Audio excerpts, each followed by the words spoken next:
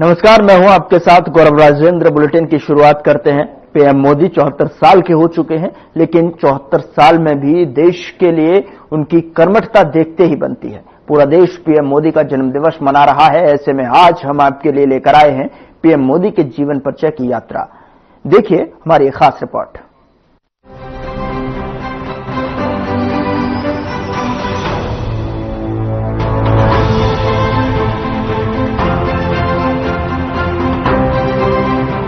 नरेंद्र दामोदर दास मोदी भारत के ऐसे दूसरे प्रधानमंत्री हैं जिन्होंने लगातार तीसरी बार प्रधानमंत्री पद की शपथ ली है।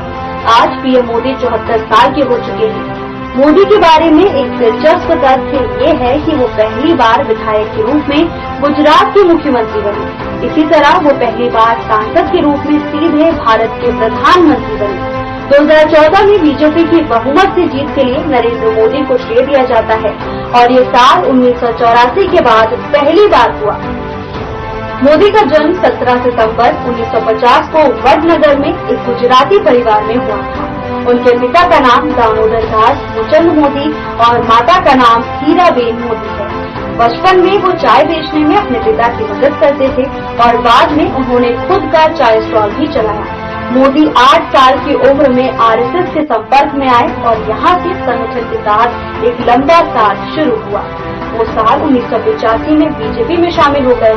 आरएसएस के साथ लंबे समय तक रहने के बाद भारतीय जनता पार्टी में आए और फिर उनके राजनीतिक सफर में तब गति आई जब वो गुजरात के मुख्यमंत्री चुने गए। साल 1967 में नरेंद्र मोदी ने वडनगर में अपनी स्कूली शिक्षा पूरी करने के बाद घर छोड़ दिया और ऋषिकेश, हिमालय, रामकृष्ण मिशन और उत्तरी पूर्वी भारत के विभिन्न राज्यों का भ्रमण करने के लिए निकल पड़े। इस दौरान नरेंद्र मोदी ने वहां की संस्कृति को देखा और समझा। साल 1972 में नरेंद्र मोदी राष्ट्रीय स्वयंसेवक संघ में शामिल हुए और संघ को अपना जीवन समर्पित करने का निर्णय लिया। 1975 में आरएसएस ने नरेंद्र मोदी को गुजरात लोक संघ समिति का महासचिव नियुक्त किया। नरेंद्र मोदी तत्कालीन सरकार का विरोध करने वाली पैम्फलेट की प्रिंटिंग में शामिल थे। 1978 में नरेंद्र मोदी आरएसएस के संभाग प्रचारक बने। सूरत और वडोदरा में होने वाले संघ के कार्यक्रमों में वो बढ़ चढ़कर हिस्सा लेने लगे। 1979 में वो आरएसएस संभाग प्रचारक बन गए। सूरत और वडोदरा के क्षेत्रों में आरएसएस की गतिविधियों से जुड़ गए। वो दिल्ली में आरएसएस के लिए काम करने पहुंचे, जहां उन्हें आपातकाल के इतिहास के बारे में आरएसएस के संस्करण का शोध और लेखन के लिए रखा गया था। 1987 में मोदी ने अहमदाबाद नगर पालिका चुनाव में बीजेपी के अभियान को व्यवस्थित करने में मदद की और बीजेपी ने चुनाव में जीत दर्ज की। 1986 लाल कृष्ण आडवाणी के बाद मोदी को बीजेपी का अध्यक्ष बनाया गया। उस समय आरएसएस ने बीजेपी के भीतर अपने सदस्यों को महत्वपूर्ण पदों पर रखने का फैसला किया। 1987 में नरेंद्र मोदी को बीजेपी की गुजरात इकाई के ऑर्गेनाइजिंग सचिव के रूप में निर्वाचित किया गया। नरेंद्र मोदी ने 1990 में लालकृष्ण आडवाणी की राम रथ यात्रा और 1991 में मुरली मनोहर जोशी की एकता यात्रा आयोजित करने में मदद की। 1995 में वो बीजेपी के राष्ट्रीय सचिव चुने गए और नई दिल्ली चले गए। उन्होंने हरियाणा और हिमाचल प्रदेश के चुनाव अभियान का नेतृत्व किया। मोदी को 1996 में बीजेपी के महासचिव संगठन के रूप में पदोन्नति दी गई। अपनी लगन के चलते नरेंद्र मोदी अटल बिहारी वाजपेयी के करीबी हो गए और पार्टी में भी उनका दबदबा बढ़ने लगा। साल 2001 में केशुभाई पटेल का स्वास्थ्य खराब हुआ और बीजेपी ने उपचुनावों में कुछ राज्य विधानसभा सीटें खो दी। बीजेपी के राष्ट्रीय नेतृत्व बने पटेल की जगह नरेंद्र मोदी को गुजरात के मुख्यमंत्री की कमान सौंप दी। 7 अक्टूबर 2001 को मोदी ने गुजरात के मुख्यमंत्री के रूप में शपथ ली। નરેન્દ્ર દામોદરદાસ મોદી ઈશ્વરના નામે સોગંદ લઉં છું ઈશ્વરના નામે સોગંદ લઉં છું કે કાયદાથી સ્થાપિત ભારતના સંવિધાન પ્રત્યે હું સાચી શ્રદ્ધા અને નિષ્ઠા ધરાવીશ હું ભારતના સાર્વભૌમત્વનું અને અખંડતાનું સાર્વભૌમત્વનું અને અખંડતાનું સમર્થન કરીશ અને હું ગુજરાત રાજ્યના મુખ્યમંત્રી તરીકેના અને હું ગુજરાત રાજ્યના મુખ્યમંત્રી તરીકેના મારા કર્તવ્યો શ્રદ્ધાપૂર્વક અને અંતઃકરણપૂર્વક બજાવીશ અને ભય કે પક્ષપાત રાગ કે દ્વેષ વિના તમામ લોકો સાથે સંવિધાન અને કાયદા અનુસાર ન્યાયપૂર્વક વર્તીશ. હું નરેન્દ્ર દામોદરદાસ મોદી ઈશ્વરના નામે સોગંદ લઉં છું કે હું ગુજરાત રાજ્યના મુખ્યમંત્રી તરીકે 24 फरवरी 2002 को उन्होंने राजकोट द्वितीय निर्वाचन क्षेत्र में उपचुनाव जीता. उन्होंने कांग्रेस के अश्विन मेहता को 14,728 मतों से पराजित किया. ये उनकी पहली और बहुत छोटी समय सीमा थी. 2002 में उन्होंने मणिनगर से चुनाव लड़ा और बेहतरीन जीत दर्ज की. उन्होंने कांग्रेस के ओझा यतिन भाई नरेंद्र कुमार को 38,256 मतों से पराजित किया. उन्हें गुजरात के मुख्यमंत्री के रूप में दूसरी पारी के लिए भी चुना गया.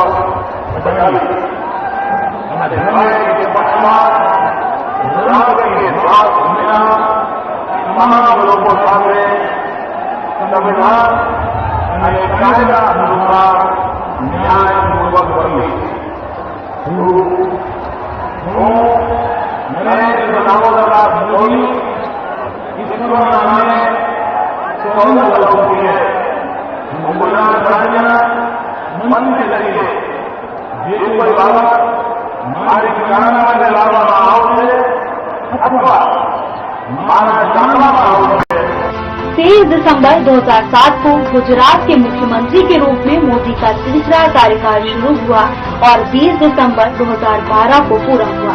इस बार फिर उन्हें मणिनगर से जीत हासिल हुई. उन्होंने कांग्रेस के दिनशा पटेल को हराया. હું નરેન્દ્ર દામોદરદાસ મોદી ઈશ્વરના નામે સોગંદ લઉં છું કે કાયદાથી સ્થાપિત ભારતના સંવિધાન પ્રત્યે હું સાચી શ્રદ્ધા અને નિષ્ઠા ધરાવીશ. 2012 में मोदी फिर से मणिनगर से चुने गए. इस बार उन्होंने भट्ट श्वेता संजीव को 34,097 मतों से पराजित किया. उन्होंने फिर से मुख्यमंत्री के रूप में चौथे कार्यकाल के लिए शपथ ली. बाद में उन्होंने 2014 में विधानसभा से इस्तीफा दे दिया. હું ભારતના સાર્વભૌમત્વનું અને અખંડતાનું સમર્થન કરીશ અને હું ગુજરાત રાજ્યના મુખ્યમંત્રી તરીકેના મારા કર્તવ્યો શ્રદ્ધાપૂર્વક અને અંતઃકરણપૂર્વક બજાવીશ અને ભય કે પક્ષપાત રાગ કે દ્વેષ વિના તમામ લોકો સાથે સંવિધાન અને કાયદા અનુસાર ન્યાયપૂર્વક વર્તીશ.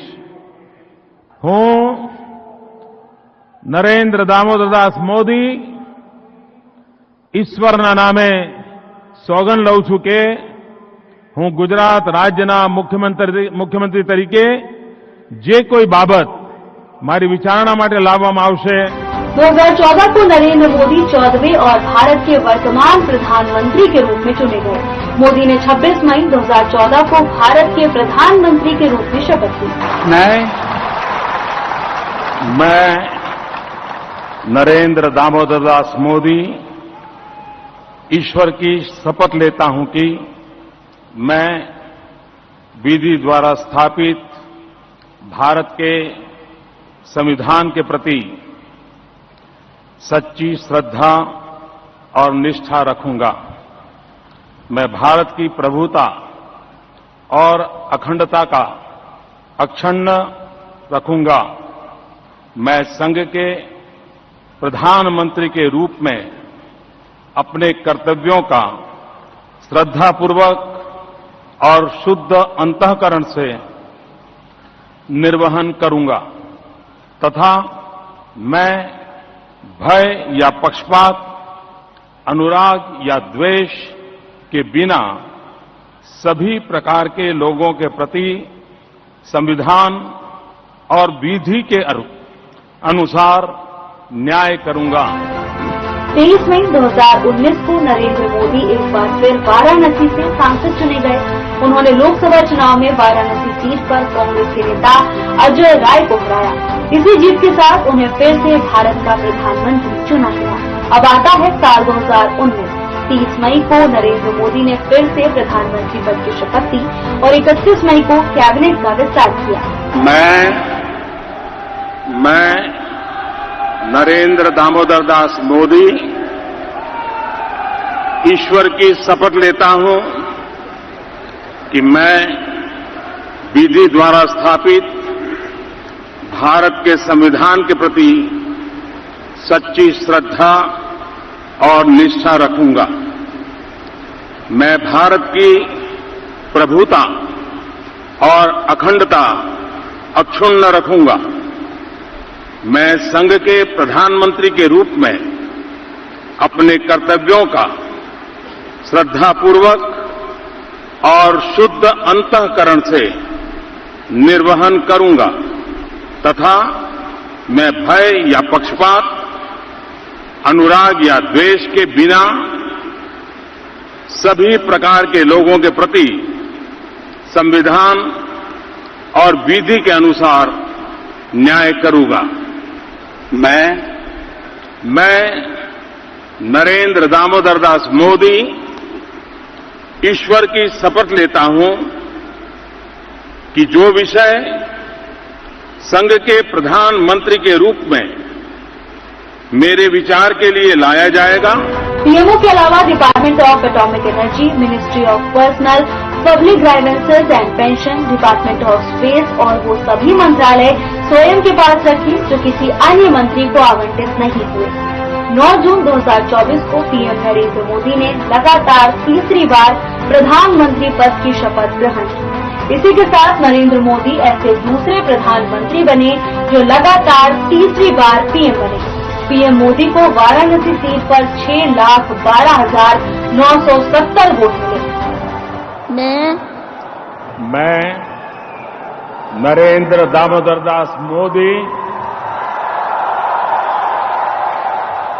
ईश्वर की शपथ लेता हूं कि मैं विधि द्वारा स्थापित भारत के संविधान के प्रति सच्ची श्रद्धा और निष्ठा रखूंगा। मैं भारत की प्रभुता और अखंडता अक्षुण्ण रखूंगा। मैं संघ के प्रधानमंत्री के रूप में अपने कर्तव्यों का श्रद्धापूर्वक और शुद्ध अंतःकरण से निर्वहन करूंगा तथा मैं भय या पक्षपात, अनुराग या द्वेष के बिना सभी प्रकार के लोगों के प्रति संविधान और विधि के अनुसार न्याय करूंगा। मैं नरेंद्र दामोदर दास मोदी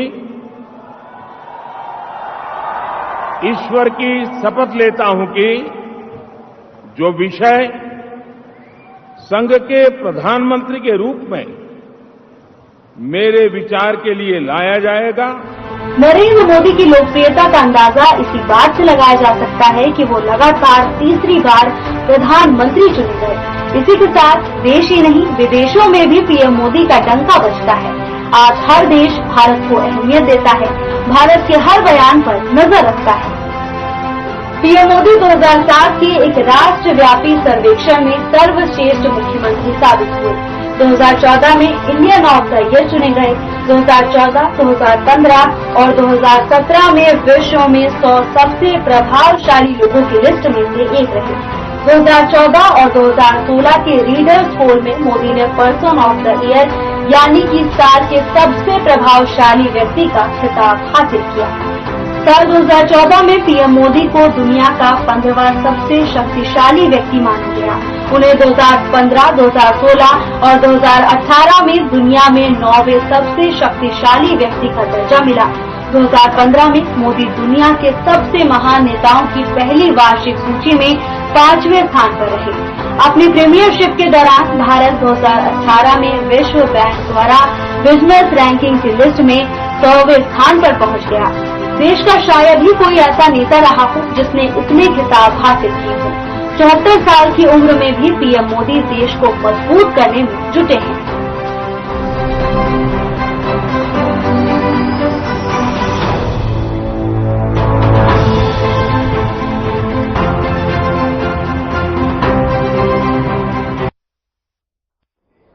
उधर पीएम मोदी ने ओडिशा के भुवनेश्वर में विकास कार्यों का शिलान्यास और उद्घाटन किया। इस मौके पर पीएम मोदी ने जनसभा को भी संबोधित किया। पीएम ने क्या कुछ कहा, आइए आपको सुनाते हैं।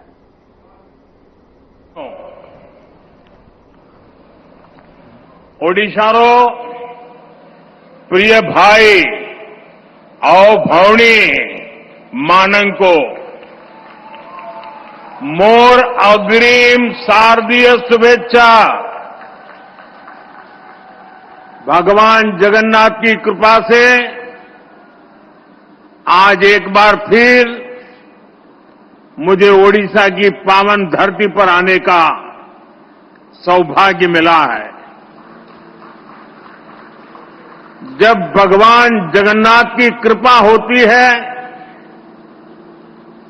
जब भगवान जगन्नाथ जी का आशीर्वाद बरसता है, तब भगवान जगन्नाथ की सेवा के साथ ही जनता जनार्दन की सेवा का भी भरपूर अवसर मिलता है। साथियों, आज देश भर में गणेश उत्सव की धूम है। गणपति को विदाई दी जा रही है। आज अनंत चतुर्दशी का पावन पर्व भी है। आज ही विश्वकर्मा पूजा भी है। दुनिया में भारत ही ऐसा देश है जहां श्रम और कौशल को विश्वकर्मा के रूप में पूजा जाता है। मैं सभी देशवासियों को विश्वकर्मा जयंती की भी शुभकामनाएं देता हूं। साथियों, ऐसे पवित्र दिन अभी मुझे उड़ीसा की माताओं बहनों के लिए सुभद्रा योजना का शुभारंभ करने का अवसर मिला है। और ये भी महाप्रभु की कृपा है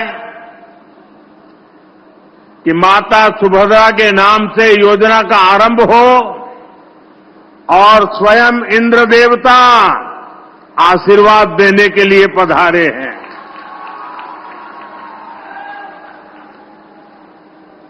आज देश के 30 लाख से ज्यादा परिवारों को यही भगवान जगन्नाथ जी की धरती से देश भर के अलग अलग गांवों में लाखों परिवारों को पक्के घर भी दिए गए हैं। इनमें से 26 लाख घर हमारे देश के गांवों में और 4 लाख घर हमारे देश के अलग अलग शहरों में ये घर दिए गए हैं। यहां ओडिशा के विकास के लिए हजारों करोड़ की विकास परियोजनाओं का भी लोकार्पण और शिलान्यास हुआ है। मैं आप सबको, उड़ीसा के सभी लोगों को, सभी देशवासियों को इस अवसर पर बधाई देता हूं।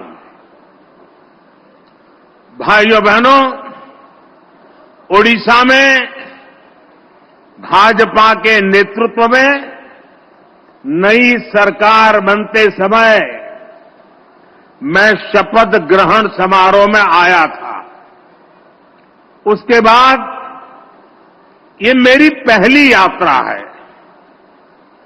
जब चुनाव चल रहे थे तब मैंने आपसे कहा था, यहां डबल इंजन की सरकार बनेगी तो उड़ीसा विकास की नई उड़ान भरेगा।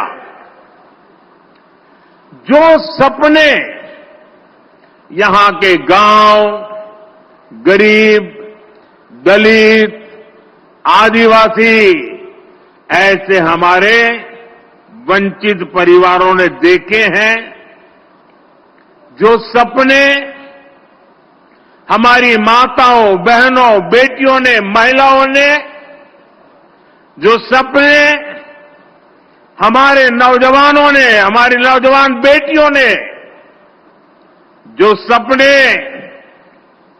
हमारे मेहनत कश मध्यम वर्ग ने देखे हैं, उन सबके सपने भी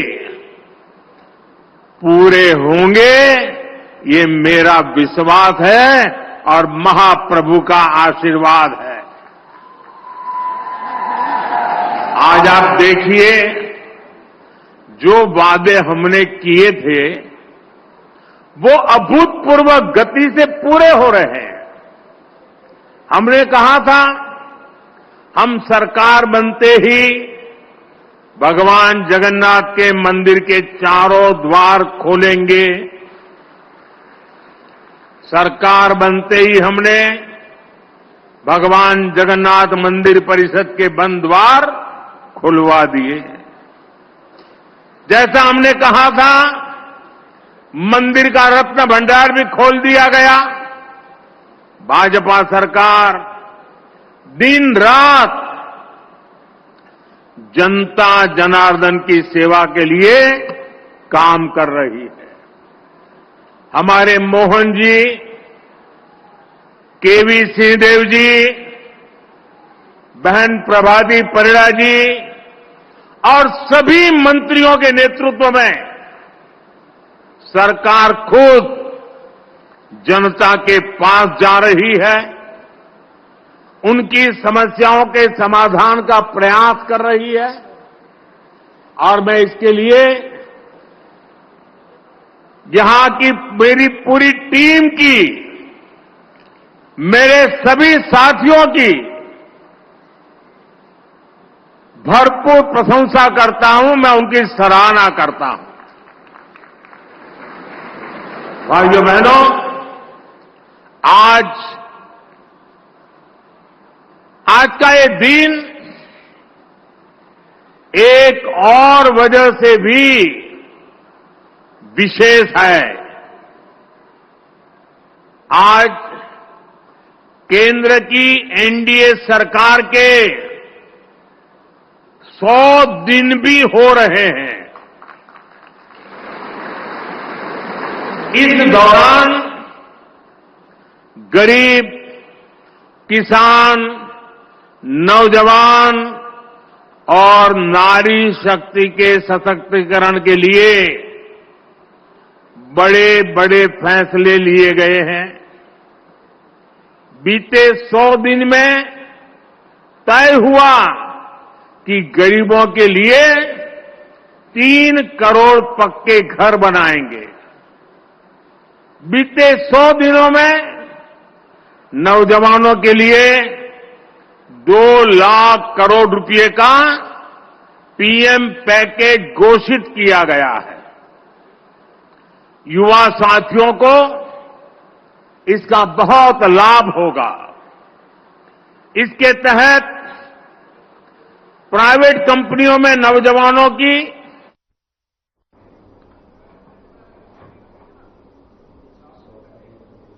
तो आप सुन रहे थे भुवनेश्वर से जो है पीएम मोदी को, जो कि वहां पर तमाम तरीके की शिलान्यास और योजनाओं का लोकार्पण प्रधानमंत्री नरेंद्र मोदी ने करते हुए नजर आए और साथ ही साथ सभा को भी संबोधित किया और साथ ही अपने कार्य प्रणाली को भी वहां पर बखूबी गिनाते हुए भी नजर आए। फिलहाल बुलेटिन में इतना ही। नमस्कार।